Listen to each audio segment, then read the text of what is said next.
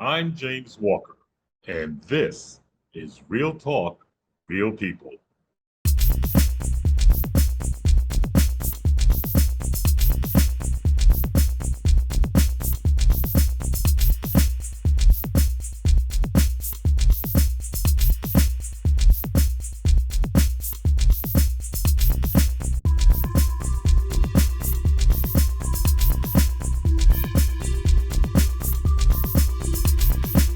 Hello, everyone. Thank you so much for joining us again this week. I'm talking to two people who helped launch a program in Bridgeport at the Great Oaks Charter School. And the purpose of the program is to help young kids overcome the challenges of the pandemic. I don't think it's any secret that the pandemic has really wreaked havoc on young people and on their social lives, and more importantly, on their education. My guests today are Dr. Charles Morgan and Linda Ross, and they're here to talk about this program and just how it benefits young kids. And they say it is most important that these young kids know we see you. Let's get them on the show and hear what they have to say. Now, we're here to talk about a program that you guys are involved in, and there isn't a lot of information available on it yet. And I guess that's because you guys are just starting out. So you Right. have a very peculiar name. Believe you pronounce it Soyubona. So Sawubona, Salbo, Sawubona. Close. Salbona. So maybe, Charles, if you could start off by pronouncing that for us and telling us what it means, and we'll go from there. Okay, so the name is Sawubona, and it is a Zulu word, usually used in greeting when Zulus, or folks from South Africa, meet each other. And it doesn't matter whether it's an individual meeting another individual or a group. It says, "We see you." Okay. And what they mean by that is not only do I as an individual see you, but our ancestors, our lineage also see you. So that's the meaning. And we chose Sawubona specifically for that because we are committed to serving people who aren't usually seen, people who are at the margins. And we're a grassroots foundation. And so that's how we came about and how we chose the name. Okay, and Linda, when you say people who are not normally seen, what do you mean by that when you say people who are not normally seen? Well, we're working in a charter school in Bridgeport and with a very, very dedicated staff who does their best to see these children who are marginalized. But I think we would agree that society in general really doesn't pay a lot of attention to them. And oftentimes their families don't pay a lot of attention to them because they're so overwhelmed by trying to get through life, particularly after COVID. COVID has been a major factor, as I'm sure you're aware, creating Yes. terrible depression and anxiety and even suicidality in kids. So that's So part of what motivated us too. to start this, and what do you hope to do with this program? So our hope is, well, there are a number of things. One is not to make psychiatry and therapy so foreign, especially to young people of color. Uh, I worked for 20 years as chairman of Bridgeport Hospital in the Department of Psychiatry. And what we would normally see is young people showing up in our emergency rooms, usually in pretty sad states. They're very depressed, they're manic, they're getting into trouble in school because of attention deficit disorder. And for many of the kids of color, they already started tracking them into the legal system. And so one of our goals is to head people off at the pass so that they see psychiatry therapy as a normal part of development, to understand the traumas that they deal with on a day-to-day basis. And the way we're going about that is not to talk about therapy per se, but to bring therapies that are using creative expression. So we're using art, music, movement, writing, rap poetry, any of those things, gardening into the school. and have kids participate and then talk about the process. And by talking about this process, you think that that helps strengthen their mental attitude toward what is happening in their everyday life? Absolutely. So one of the things that we've learned about trauma, and I think Linda can speak more to trauma because she spends more time doing trauma therapy than I do, is that talk therapy is not as effective as because therapy, trauma resides in the body.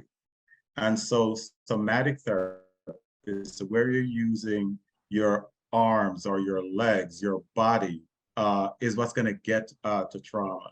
And so we will give kids a prompt, or we'll have a discussion and they end up drawing something to express it, or painting something to express it, or moving to music to express it. And that way to build resiliency. How do you problem solve? Those are issues that we bring to the table. But you know, getting blacks, particularly black men, to talk to mental health counselors and so forth is almost next to impossible. I would think if you had 100 men, you might get 5 that would be willing to go. So how do you get these young kids to open up and talk about mental health when their parents don't talk about, open up and talk about mental health? Because children follow their parents' lead. So how do you get over that hump? Because it is a hump that you guys will have to get over in order for this to be successful. Am I correct? You make Yes, a you're very great correct. point. And so we address it several ways. One is that we're partnered with Great Oaks Charter School. And when we made a pitch to them about this program, they jumped at it. They were so tuned in to the social and emotional development of children that they were teaching. The administrators, they were just amazing. The other thing that we've tried to do is present to the parents what we were offering. And we actually did a spring program with the activities that we described. And we thought we'd only have maybe 6, because we only had about 15 kids at max attending that the program for that first semester. We thought we might have about 6 parents show up. We had like close to 20 parents show up for the program. And so that's one thing. The other thing is that we have both boys and girls in the program. And we don't ever talk about treatment or therapy. They are engaged in activities that are therapeutic. And so we can help guide them. And I think Linda does a particularly great job in some of the individual work she does based on something that she'll see written someplace, scribbled someplace, or drawn. So Linda, maybe you can say a little bit. Yeah, tell us what you see when you're talking to these kids. What are they saying to you, and how do you get to the nucleus of their problems there? With patience, and you kind of have to sneak up on them. We had a very challenging time, and we would with middle schoolers. Middle schoolers are pretty tough to begin with. Middle schoolers are probably my least favorite age to work with, so I had to sort of pull myself together and you know, try to really connect with these kids. They don't talk a lot. It took them a long time to trust them. It was a process that we went through, and we saw some results at the end, but they're pretty small. There's one child whom I'll call Mickey. That's not his real name, but he wouldn't even take his hoodie off. It was over his face the whole time for weeks. So I think we were 10 weeks, Charles, 10. doing this. And I would say by the 8th week, he wouldn't participate in anything, wouldn't take his hoodie off. By the 8th week, he started to take the hood off. He started to participate a little bit more. It was very tentative. Then he would go back to his place, but the hood stayed off. And the last week, there was another child who was kind of a troublemaker, cute troublemaker, but very hard to contain. And they were buddies, and they would hang together, and they wouldn't do anything with the group. And this other child was playing with the basketball while we were trying to do a project, and he wouldn't put the basketball away despite repeated requests to do so. And Mickey turned to him and said, "You better pay her some respect and do what she says." And that to me was the greatest triumph. And Sure, he I and can I understand then why. just, yeah, we were able, I mean, we were not having a therapy session after that by any manner of means, but we were joking with one another and connecting. And he knew that I saw him. And for the first time, he was trying to see me. I mean, it Well, could kind of make me teary when you have that very, very small opening with a child like that. yes, because with that small opening, the door can open wider and wider. And I guess you Right. don't want to make any missteps at that point because you have gained some type of trust. Now you mentioned Right. weeks. Is this? I think you mentioned 10 weeks. Is this a 10-week program?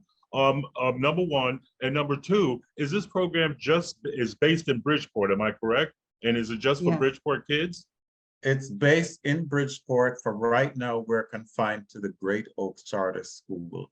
We hope to expand as we get more people involved, and that's part of the reason that we're actually talking with you. Uh, what we actually created a 12-week summer program, but there were vacation days in, so we actually had to cut to 10 weeks. But we Okay. also, in addition, ran a 1-week summer program that was 5 days a week. And that was amazing. We had a local author and read to the kids about her book, Pearl and the Gee's Bend Quilt. She's connected to the Gee's Bend family in Alabama, and talk about the nature of quilting and what that meant. And then the kids created their own quilts following that program. We had another person come in to talk. Her topic was the revolution will not be televised. The styles will not be televised based The on the what? whole The what will revolution. not be televised? Uh, the styles will not be Okay. televised. And she started with textiles in Africa and brought it all the way to protest t-shirts. So Black Lives Matter, for example, and the kids then were able to create their own their social justice t-shirts so they did tie-dye and they put their own imprint on the t-shirts. We also took them to an African American museum in Stratford that opened, I think maybe just about the time of COVID. It's fairly new, but we took Okay. them on a trip there and saw this wonderful collection of artifacts related to slavery and beyond. Disconnected by just this one family, this one family basically. And then we also took them to the zoo, where they saw how animals worked with each other in terms of protecting us, was all this whole thematic. And then, Linda, what was our 5th day? I'm trying to. Oh, One of my favorite days was our last day when we started doing the family trees and the right. genogames. Yeah. And Charles and I did that with them on a whiteboard, and I was surprised. I think you were too, Charles, by a couple of the kids, how much they really knew about their families. And they would be sort of apologetic about, well, I don't really know how old he is, but I think he's around that, and maybe this, that, but he could name all his cousins. He could name some of the work that they did. And these And kids were fascinated by it. going back to Yeah. great grandfather in a couple of the Yeah. instances, it was Like, amazing. You know, go I ahead, was just Linda. going to say that I think the theme of our program, in a way, turned out to be connecting the kids to their roots. We had a much more flexible group. It was a smaller group, and they were better behaved, and we could really do a lot with them. They were there by choice. But we also were there daily, which I Yeah, think also makes a difference. When you do stuff once a week, you have to yeah. kind of pick up each week the momentum. Hmm. But we were there daily, Mhm. and it really made sure that the trust happened on a much faster level. The level of Mm. participation was better. And I think we got quite a bit of ground covered during that time. Well, Linda says something it was a question I was going to ask you because the name of your organization is African Influenced. And we talk about taking kids to African American museums, et cetera. So is a lot of this program based on getting children to understand their roots and having pride in their roots? Do you think that has something to do with their, I don't want to say lack of mental health, but something that wears down self identity and just makes them less positive about who they are? Yes, Absolutely. I think yeah, understanding their roots.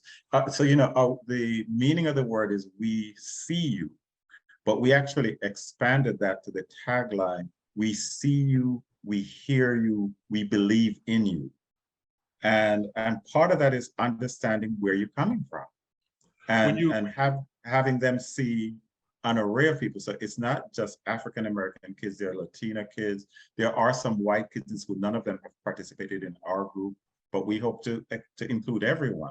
You know, mm, Martin Luther King said we are all uh, clothed in the same garment of destiny.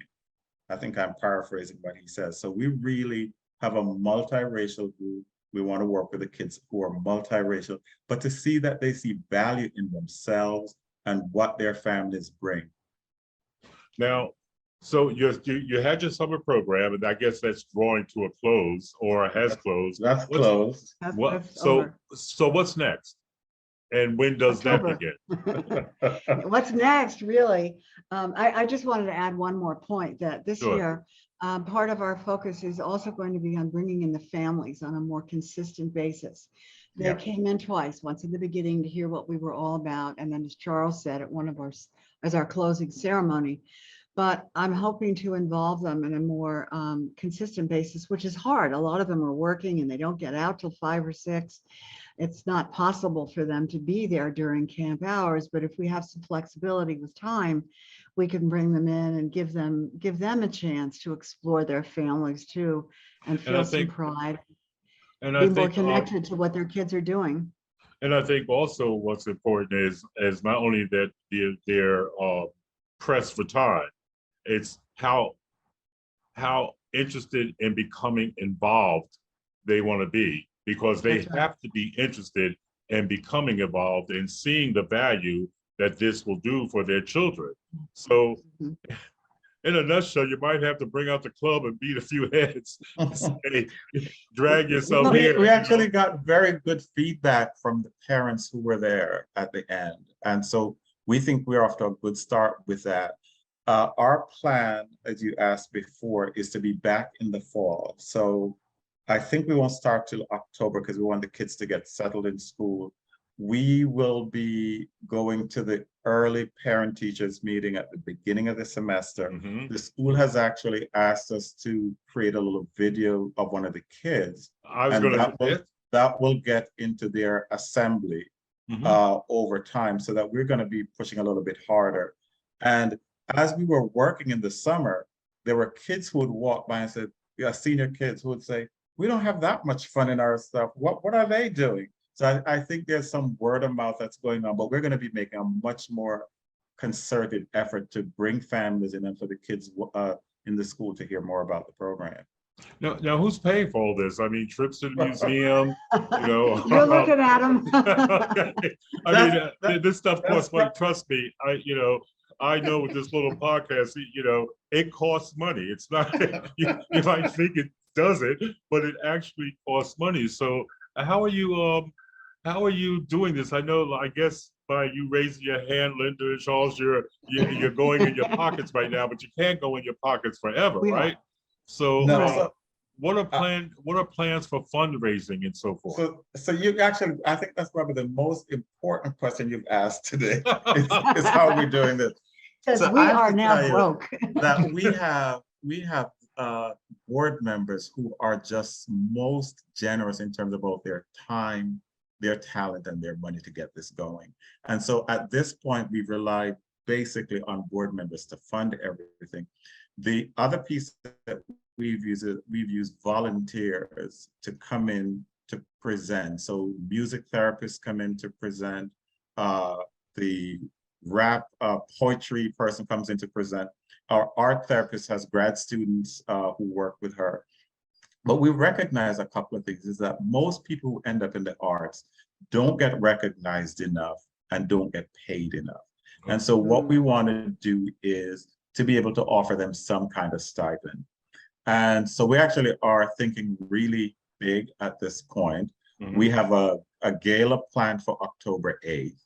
That's going to be in Bridgeport at the Boca Oyster Bar. I think that's, yeah, Oyster Bar, yeah. Boca in Bridgeport.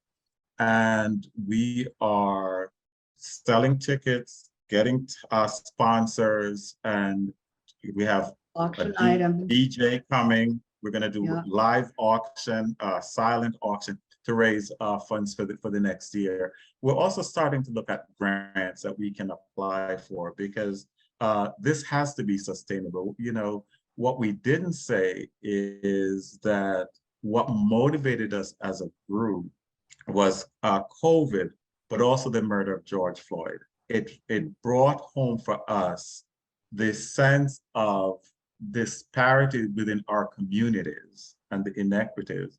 And our group came together very quickly with people saying, we have to do something. We can't just talk about it anymore. We need to do something. So this has to be sustainable. We're really committed to this. Well, it sounds good, and it sounds like you guys have a plan and that you are on the ball with this, and that's good to hear because, you know, quite frankly, our young people need some help.